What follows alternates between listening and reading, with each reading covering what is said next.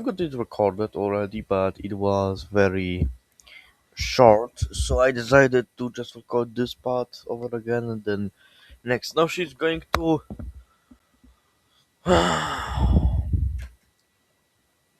like going to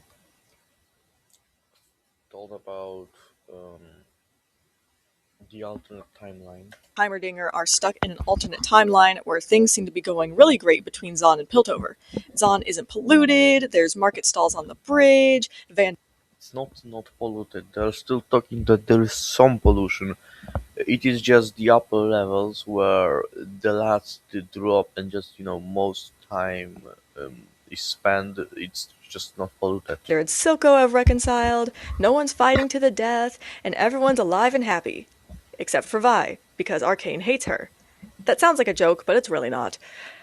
This is the You know that it is actually because Hextech is never like developed, and because Heimendinger was like there for a decade or so, and be having a head of the council be pro zone, and then having the leaders of zone being pro Piltover, they're all being pro peace. It's kind of what would it lead to? Maybe peace between two cities? Maybe reconciliation? Maybe? part of the video where I'm going to talk about everything wrong with the alternate timeline. Very little of this actually has to do with Echo, so I'm sorry to have put it in this section of the video, but it was the best place to put it. I'll tie everything back to him after I'm done anyway. Okay, so full stop, the alternate timeline is neoliberal bullshit that completely falls apart when you put any critical thought into it. When you put any critical thought into it. What the timeline tries to imply is that Hextech, because at this point the show has fully abandoned the Piltover vs. Zahn plotline and is only focusing on the arcane, and to a lesser extent Vander and Silco's fallout, is why things are so bad between Zahn and Piltover. Both of those things are bullshit. Like, I didn't even think what Heimer was doing in that timeline. But like this video really got me to think, like, this part, this bit. And really, it kind of makes sense for Heimer to be done for a decade, so that they have like a decade where they can reconcile without any Silco to fuck it up.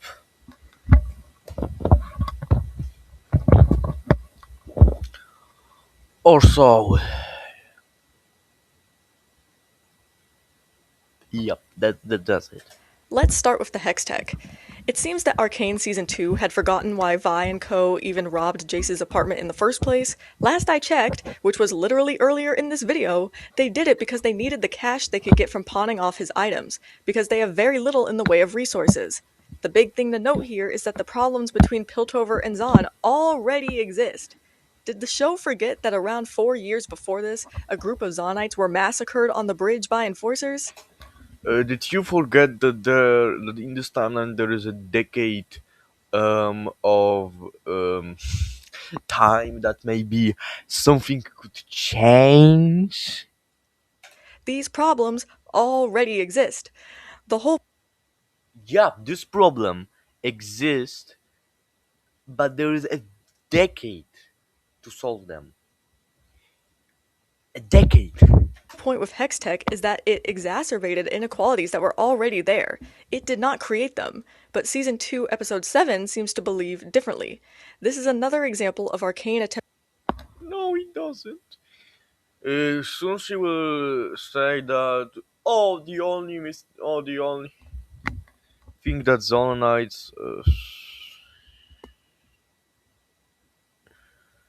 I really think that this timeline is possible because in our timeline during these 7 years, no, during the years where Wander ruled the Undercity, the lanes, we've had cooperative Zononite government, like mm, and we've had non-cooperative Piltover government, and then for like two times more than like for 7 years, we've had uncooperative both governments. But here, for the whole time, we have like cooperative two governments, and they could cooperate to like. Isn't this kind of obvious when you think about it? Is that we really got that in this timeline?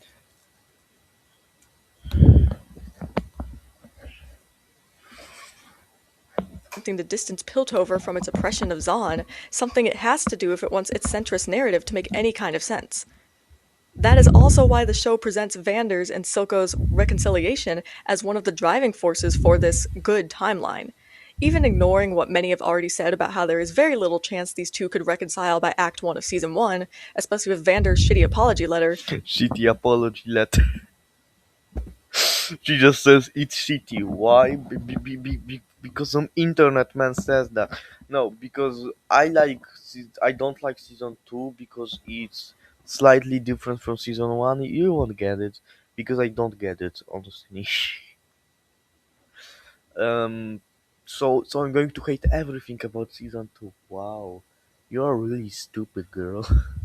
that the reconciliation between two former Zonite revolutionaries, a reconciliation that more than likely ends with Silco changing a lot more than Vander, is apparently one of the things needed for this happy ending, clearly implies that many of Zahn's problems are caused by itself. It Yeah. Well, that's kind of the case. At least with Silco, because he's the one to addict entire zone to Shimmer. Uh, and even before Silco, the Undercity was basically persecuting itself. When she said that the Piltover was probably persecuting the Undercity, no, it was the rich Zonanites that persecuted the poor Zonanites. This is like the point. Isha was probably working alongside the other children, maybe even alongside, the guy that died because of Jace, um, for Silco, for the Canberrans. They never worked for the council. None in Piltover would do this.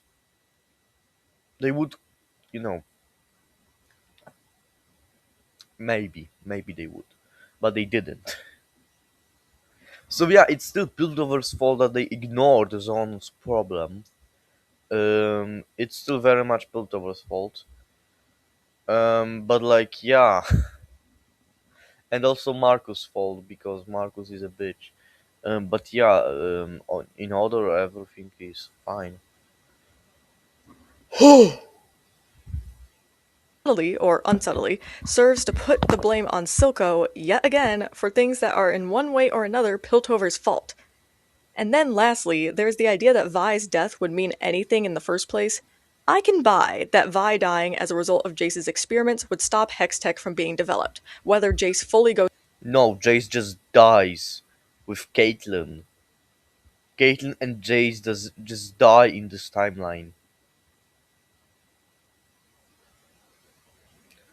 It is like so obvious because like you know in our timeline Vi wasn't impact impact impact by the explosion. Um, i- and even then, Jace was still impacted. So imagine if there was like three times the explosion, Jace and Caitlyn just die in this timeline together with Vi.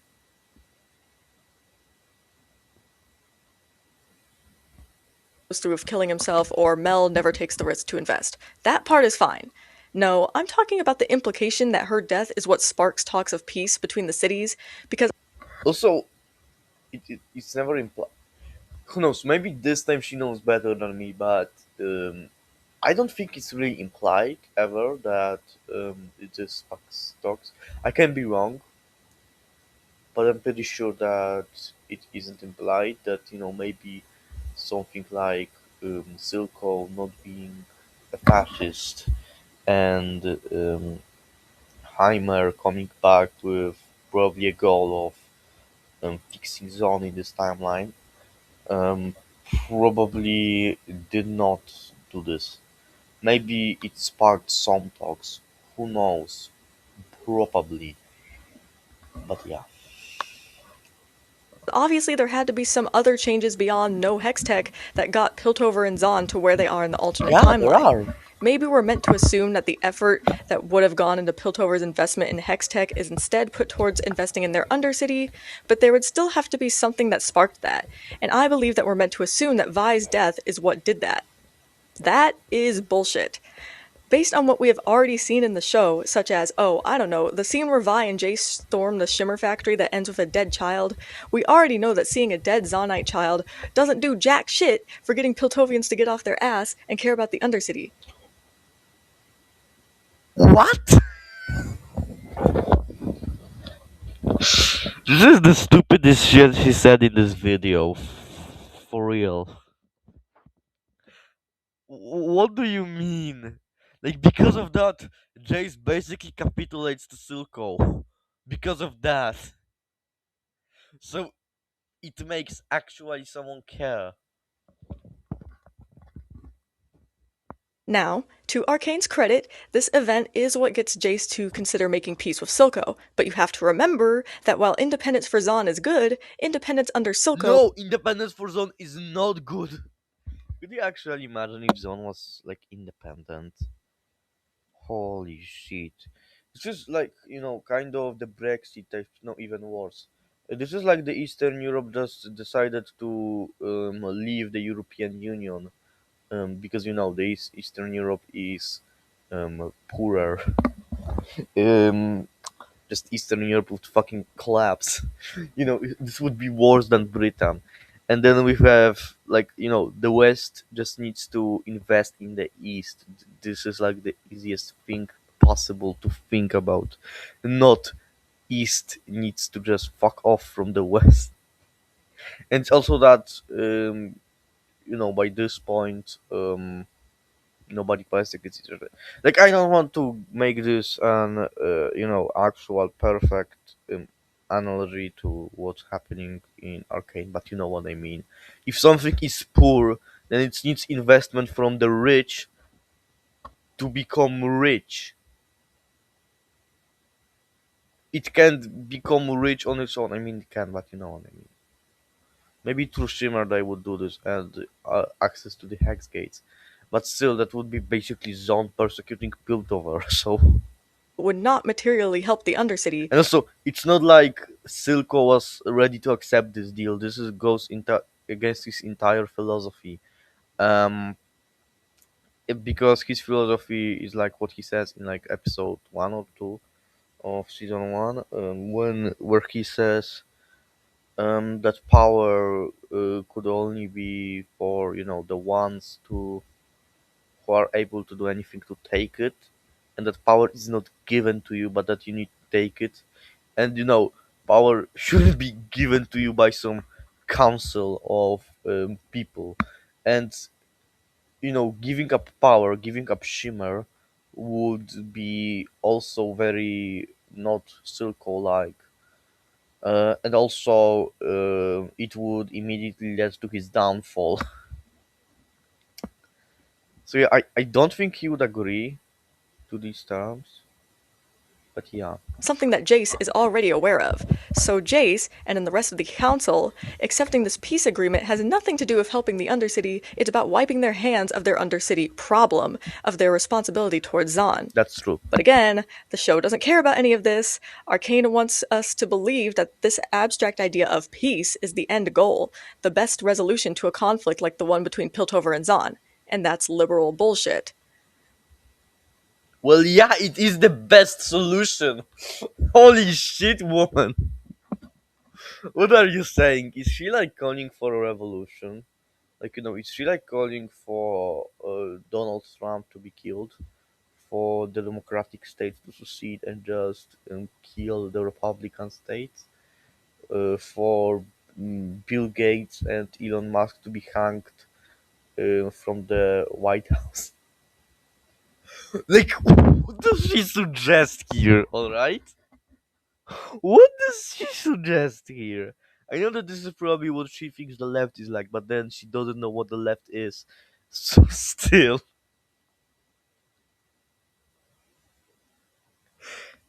what do you suggest?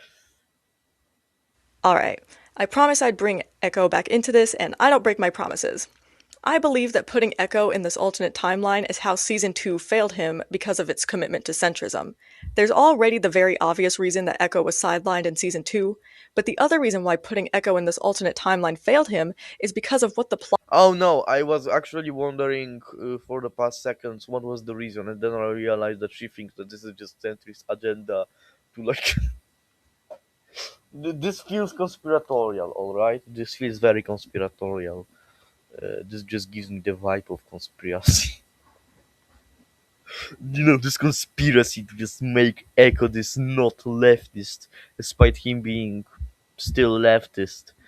does for his character. The point of Echo being in this timeline has nothing to do with what he learns about the situation between Piltover and Zahn, nothing to do with him figuring out different ways to fight for his people, nothing to do with any part of the leftist politics of his character. No, the point of him being in this timeline is for Time Bomb and Time Bomb only. It's about him understanding that Jinx and Powder are the same person and that he can't give up on Jinx. And that's cute and all, but that reduces Echo's arc to that of his relationship. Wow. Well, is she correct? Not really. Um, there is this cool theory, I don't know who made it, but I heard it somewhere on the internet that, Jinx is the representation of the Undercity, so this is why Silco loved her. And this is also why Echo loved her, because she's the Undercity. Um, I know this is kind of, again, fascist, but you know where I'm going with this, right? He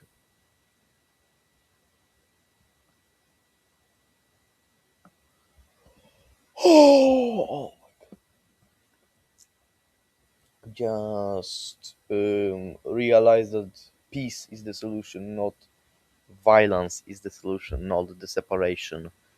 Um, and well, also when Silco says that they should forgive their sins, like this doesn't need to only apply to Jinx but also to Piltover and Zone. So yeah.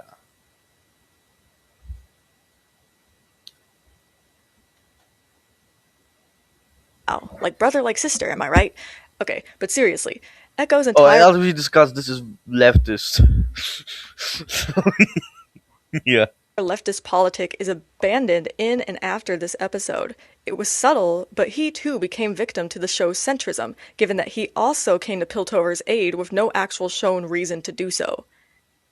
Yeah, the word, the literal ending of the literal apocalypse is not a coherent reason to just come to their help. Like as I said, this can also apply to two cities. What Silco said to him on that party. Um, Now that I think about it, this is maybe this could actually be true. I'm not even making this up on the spot, like Heimer, like the stuff with the Heimendinger being the one to push Piltover towards liking Zone. This is probably like half of what they meant. Probably the other half being to do with Jinx, but yeah, I don't think that even if he didn't know that the world was fucking ending, I think that what Silco said in this timeline and what actually Noxus did to Zone could contributed to that. Um, and also because the world was ending. There were just so many reasons for Zone to just intervene in Piltover, and yet she just silenced them. Like, yeah, of course, on the first watch, you just think that it's like the same fucking plotline all over again. But when you think about it deeply, like, you know what I noticed? What I've noticed? I've noticed. All right. Um, that she doesn't that people who watch season 2 don't really think of it as deeply as season 1. The people who like season 1, the people who like season 1 but don't understand season 1, and don't like season 2, they don't really think about the show. But yeah, um but people who understand season 1 and don't understand season 2 mostly just think deeply about season 1, not season 2. And this is my main kind of this is why I don't like these people. Yeah, just use your brain, all right? And just like his sister Vi, because the show has reduced his character to just his romantic relationship, he gets a fucking horrible ending where he loses the girl he loved despite saving everybody. We don't even see him reunite with his people or anything. Through Echo, the collectivity of Zonites is forgotten Because they did not have time to show this. about, and some of the final vestiges of leftism in the show wither and die. It may come as a surprise that I actually don't have a lot to say about Jinx. From the beginning, Jinx was not exactly one of the political vehicles of the show. Wow, In no Act 1 of shit. Season 1, anything I can say about politics with her, I already said when I've talked about Vi. In Act 2, there is very little to discuss as well. It's only in Act 3 that we get some political substance with her. For one thing, she kills enforcers indiscriminately, which is the only time we see any character attack enforcers in the show, and it is treated like a massacre. Given Because it is a massacre! Holy fuck! She just calls for straight up genocide of all the cops. Holy shit! This is some Marxist communist type bullshit. You know how this is actually the homage to the opening scene when, like, the enforcers kill Powders or Jinx parents, and now she kills the enforcers that are also parents of that one girl. This is if actual leftists got mad at it.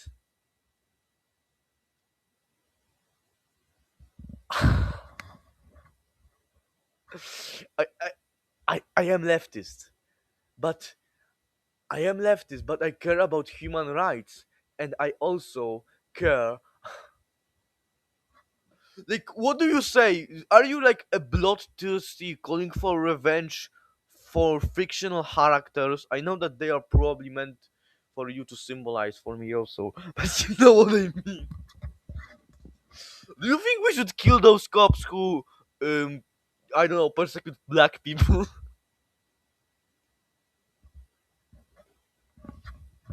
Like, even without a trial.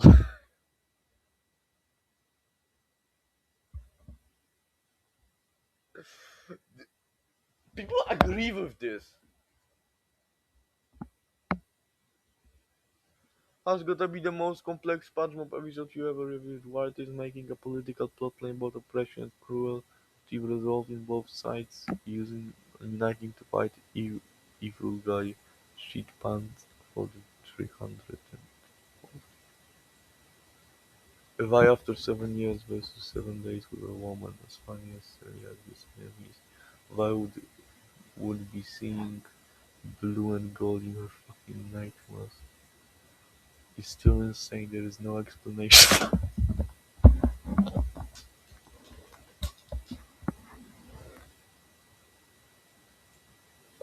No, no, no. All right, just don't read the comments because it's the rabbit hole of its own.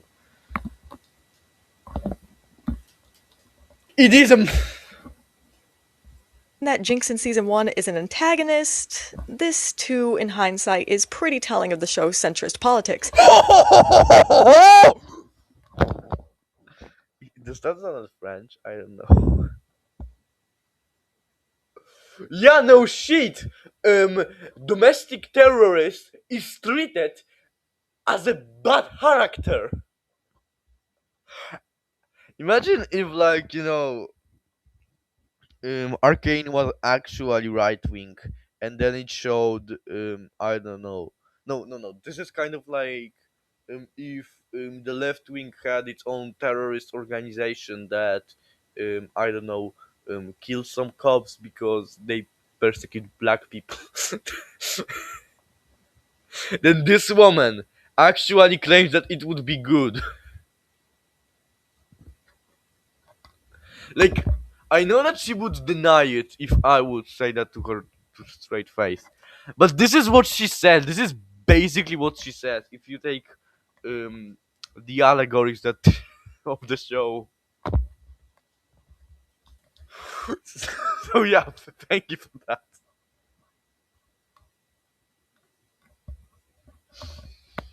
Oh my god. demonizing the killing of anyone despite the fact that the police are a force of violence.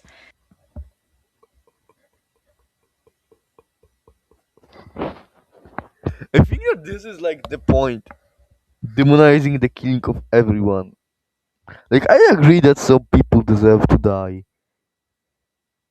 but some people just don't. And also, they were without even a trial. A third. She just killed them because she just hates enforcers.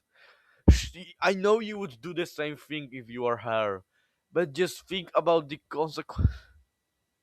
This is so scary and crazy. Just, I'm. You know what? I thought that I am too harsh on them, on her. I thought that when I call her stupid, this is just me overreacting. But after that, I don't really think she deserves everything that I said about her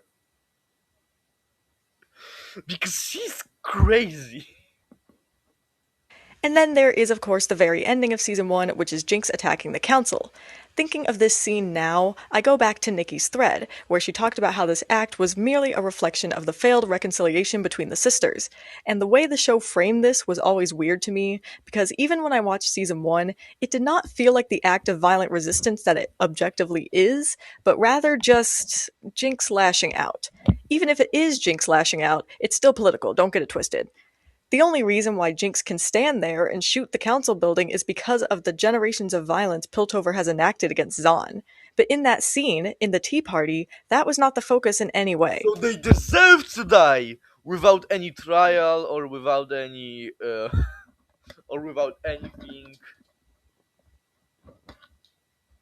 You see, they actually deserve to die. Um, no, boys, we all were wrong.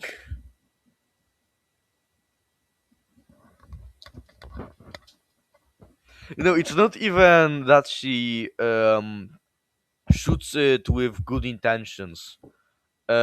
She shoots them with very bad intentions.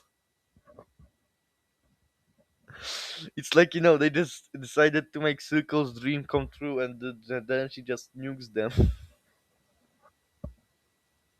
She nukes them from hate. Okay, she nukes them for the same reason that Marcus was doing all these things to Zone for in Act One. Actually, there is a kind of also a good mirage to beginning of the show. Um, like, with the color grading and stuff. I don't know, was this done for purpose or not? This is just good. Given that in season 2 we never actually see anyone but Piltovians discuss the aftermath of Jinx's attack on the council, we're only presented with perspectives that villainize it and remove it from its inherently political nature. It's simply seen. Yeah, because if it's not political, it's bad. If if you kill Donald Trump for your personal reasons, it's bad. If you kill Donald Trump for political reasons, it's good. Well, I think that we should put him in jail for life for what he did, and I think that jail for life is um, actually worse than death sentence because I want him to suffer. Okay, I know that I sound like very hypocritical right now, but trust me, I'm not.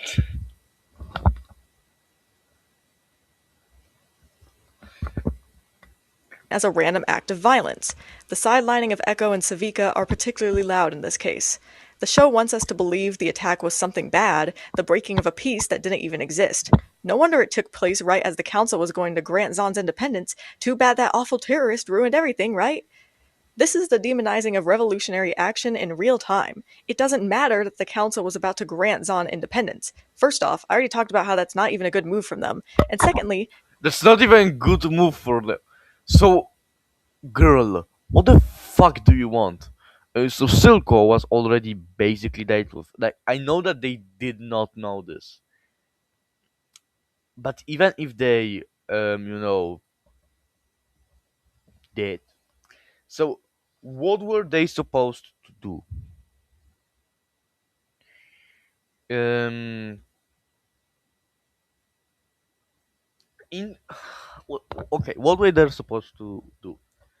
Um, like according to you, intervene and kill Silco, you know, uh, or grant zones and then grant zones independence. But why would they?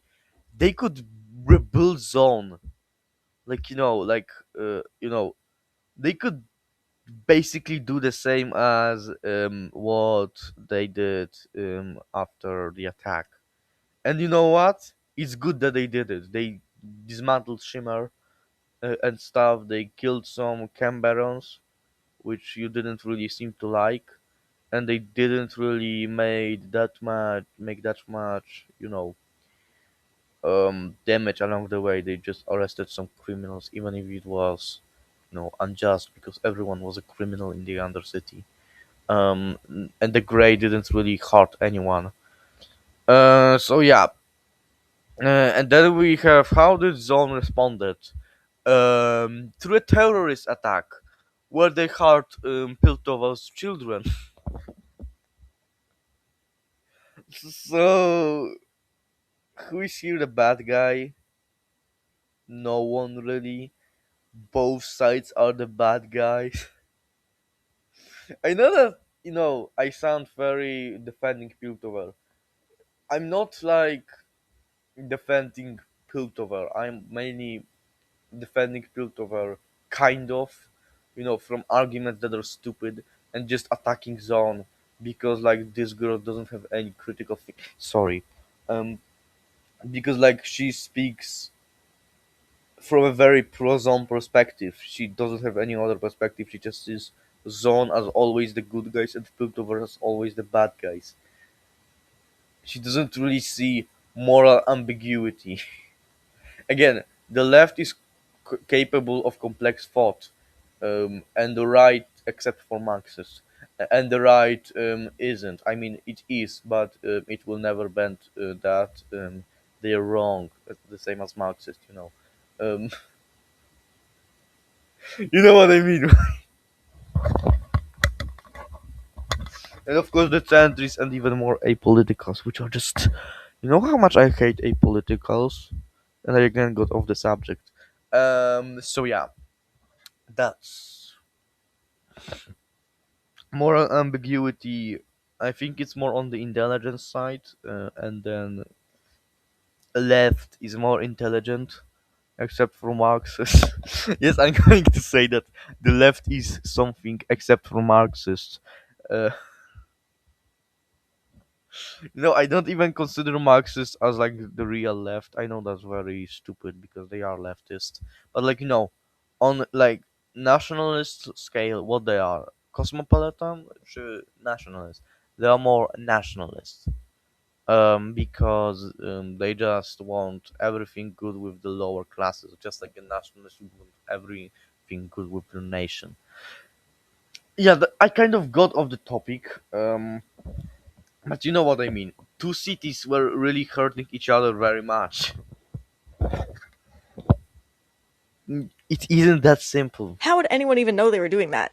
How did anyone even know they were meeting that night? Jinx didn't even know Caitlyn's mom was in there, meaning she either didn't know Caitlyn was Cassandra's daughter, unlikely given that she kidnapped Caitlyn from the Kierman mansion, or she did not know the council was meeting that night, meaning that this wasn't even meant to be an attack that killed council members, which in some ways made it a very ineffective tactic. How do you know that? Also, it's not like the show. I don't know your mama's in there, right? She didn't mean that that counselors were in there. She probably shoot it because she thought that all counselors were in there. Like why else would she shoot it? And also directly into this window. So yeah.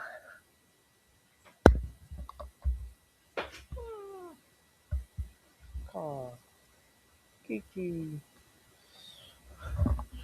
Yeah, yeah, yeah. once again framing Jinx's attack on the council as her lashing out. And then comes episode 4 of season 2, where Jinx becomes the face of revolutionary rumblings in Zon. Except that plot goes exactly nowhere, and not even Jinx wants to be a part of it. Well, where it goes is a distasteful montage of police violence, but Police violence or violence on the police, but I let it slide. Why Jinx doesn't want? She didn't explain why Jinx doesn't want to be revolutionary, which are actually good reasons. She just says, "Ah, they don't why." Probably, and then her viewers probably just assume that it's again on the neoliberal agenda of, um, and the writers. you know.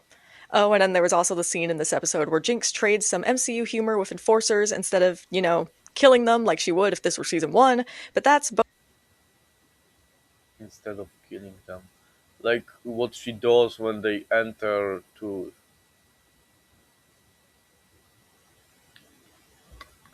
Okay, how do you think this would end? Like, I think that Jinx is honestly smarter than you.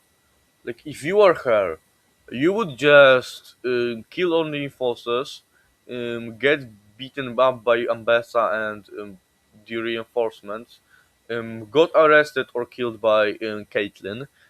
Probably arrested because, Ambessa would want us to control her, and for that she would need probably the things alive.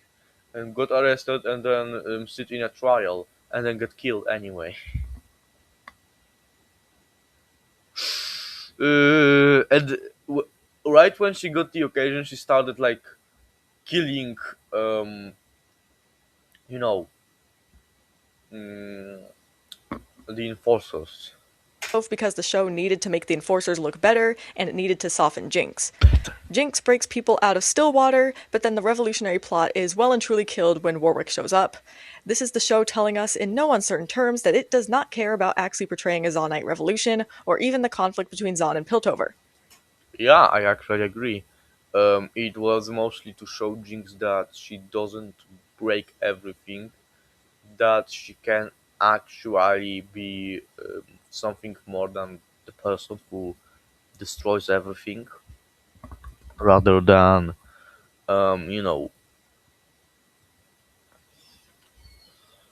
more, and she can be this symbol for Zone. It was really mostly made for like personal reasons, for inter-character reasons. So yeah, I agree with that. Like, yet it's still kind of doesn't really debunk that it was leftist. However, where season 2 truly gets egregious, where Jinx's character is concerned, other than everything with Isha, which is its own brand of fucking awful that has nothing to do with political commentary,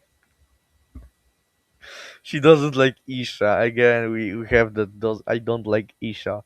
Why? Because I don't know. Like, I honestly don't know what's wrong with this character.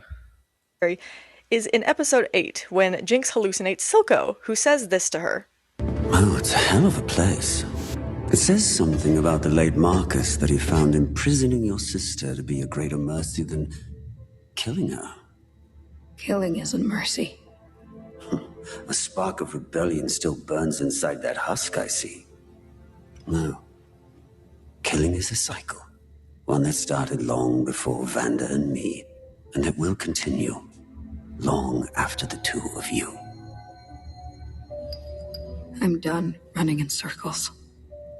We build our own prisons. Bars forged of oaths, codes, commitments, walls of self-doubt and accepted limitation. We inhabit these cells, these identities, and call them us. I thought I could break free by eliminating those I deemed my jailers. But, Jinx, I think the cycle only ends when you find the will to walk away. Um, Okay, I need to pee.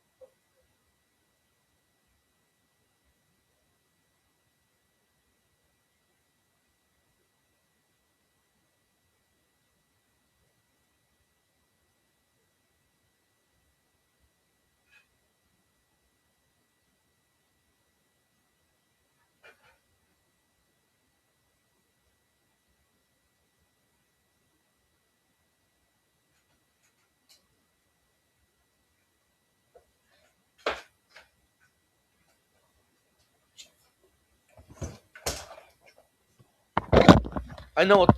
Uh, okay, so I will try to debunk this before she even says it. So this was clearly Jinx's hallucination. Let's see, is that what she meant? It does that debunk her. not only does the show somehow mischaracterize Silco from beyond the grave, but it Yo, told you, told you. This is clearly Jinx's hallucination. also expects us to take the hallucinations of a suicidal person at face value. Jinx initially takes this to mean she should kill herself. And yet the show wants us to think that this is a correct thing to think.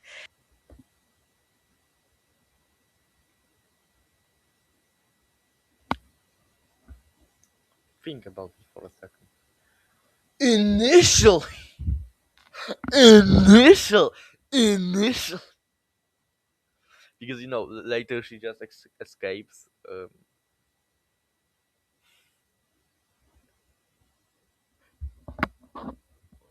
Why are you doing? Like it's like they just can't find reason to just criticize season 2, so they just make up those things on the spot. This argument is so stupid. This speech says, in no uncertain terms, that marginalized people should choose peace with their oppressors instead of fighting against them. That is exactly what it says. I've already talked why that isn't true. So yeah. Apparently, revolutionary struggle is a prison, and the violence of the oppressed and the violence of the oppressors are equivalent. What a centrist ethos this is. Seriously, print this out and put it on the wall of the liberal world headquarters, because this is it right here. This speech is fucking disgusting.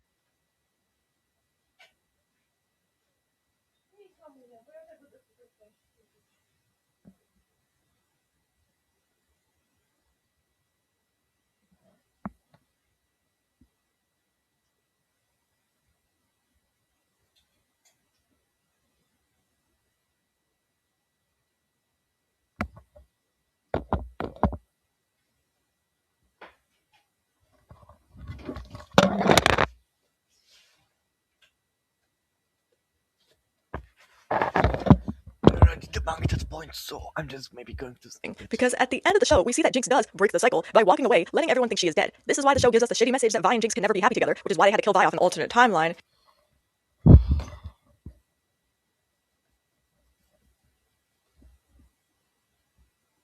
No. No, it was about Vi letting go of her past. Get over it. Which Like, even when they try to interpret the season 2 or season 1, they just fail. They just fail spectacularly.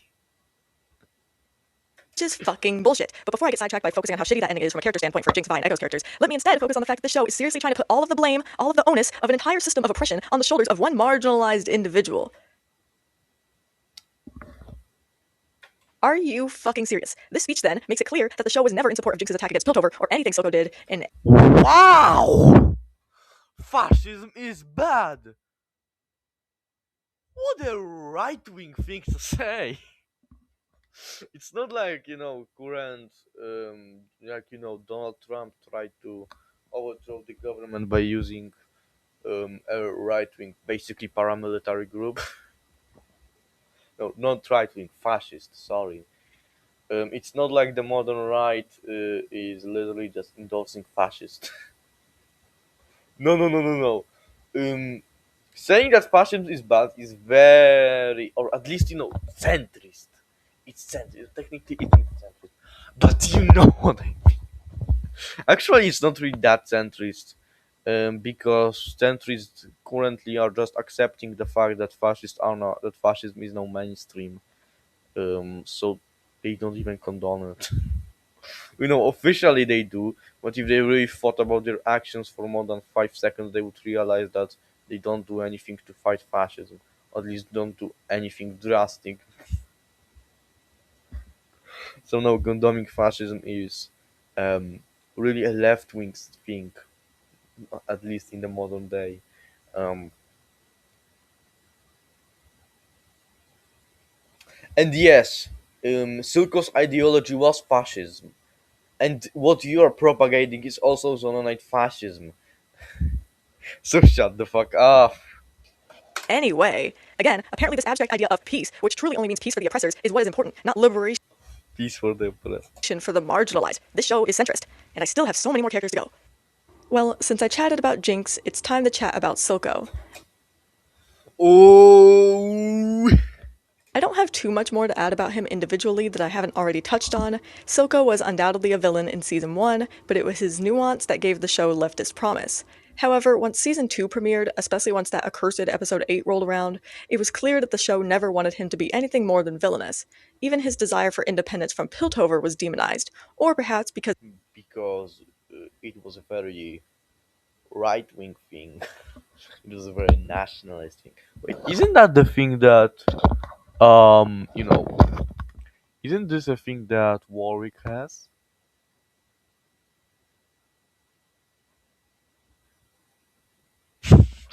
Alright. it was him wanting independence, it was demonized. Hard to tell, and the show certainly does not care about delineating the difference. The centrist narrative failed Silco by removing his complexity. The speech from Season 2, Removing his Episode 8, of course, removes his complexity as someone who still thinks they dream of the speech from episode 8, season 2 is Jinx's hallucination.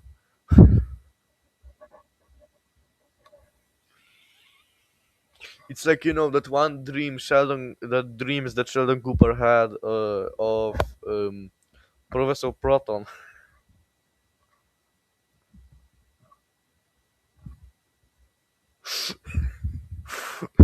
I'm just I'm just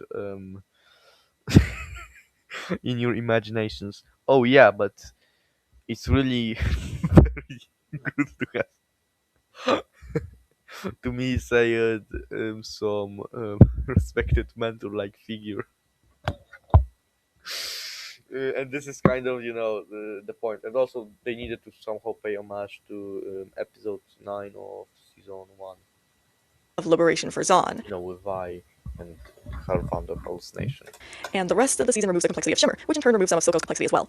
Silco invested in the creation of Shimmer so that he could use it to empower Zahnites in the fight against Piltover. According to what he tells Vander in Season 1, Episode 3, it was meant to scare Piltover so that they wouldn't cross into the Undercity again. Shimmer is Zahn's only weapon against Piltover. It is also supposed to be a source of economic growth, as Silco makes an enterprise of it. Economic growth. So you support capitalism, don't you? Because this is very capitalist. What Silco does to Zone. Like, I don't know. Have you noticed? Have you possibly noticed that what Silco does to Zone is capitalist? Is just capitalism's exploitation of children. You support capitalist exploitation of children. Very left wing, if you ask me. However, Shimmer is also Silco's tool for controlling the Undercity, given that it is an addictive drug, and he can give Shimmer to the enforcers of his will. So Shimmer acts both as a tool for liberation from Piltover and oppression towards Zahn. Things are even further complicated when episode 6 shows us that Shimmer is Zahn's only real and reliable form of medical intervention. Season 1 does a great job at highlighting the complexity of Shimmer. However, the centrism of the show still arises. There is no complexity to Shimmer. It is just a drug invented by a warlord, so he could persecute people through capitalist system to just have independence for his nation, because he believes in a spirit of a nation that needs to be independent. This is fascism. Get over it. Silco is not some complex leftist character. He's clearly a fascist. Is here, as we never actually see Shimmer being used against Piltover, but only against Zahnites. And while, again, this could have been commentary on the corruption Well, in season 2 we do, but alright. of Silco's mission, the show does not play it that way in the end, especially once season 2 forgets about the complexity of the substance altogether. Shimmer production is dismantled with very little fanfare, and we see none of the consequences this has for Zahn. The show So now, no. can't even bother to go through with its centrist narrative until it's getting rid of Shimmer benefited Zahn. That's how little it actually cared about Zahn by the end. How insulting. Speaking of insulting, I have very recently learned that Silco's character was based on the anti-Semitic stereotype of Svengali, which, as you might remember, was also written in Christian Link's pitch for the show. I've generally decided to stay away from discussing some of the forms of bigotry in this show, just so that I could keep this video focused, but I feel like this is worth mentioning because of how it demonstrates that there was no thought with Silco other than making him a flat-out villain. The quote here also shows that Vander was supposed to be the heroic character, yet again a far cry from the tragic fallen revolutionary character leftists interpreted his character as. Also, I think people should know the Apparently all leftists are Marxists. things that they're watching have disgusting things in them like this, but this detail does tie back into my thesis as well. As I've said before, Savika is one of the show's most leftist characters, and she is also one of the show's least understood, and there are at least two, but more than likely at least three, reasons for this. First is that Arcane Okay, itself I barely knows what it's doing with her, and that was most obvious in season think. Goodbye.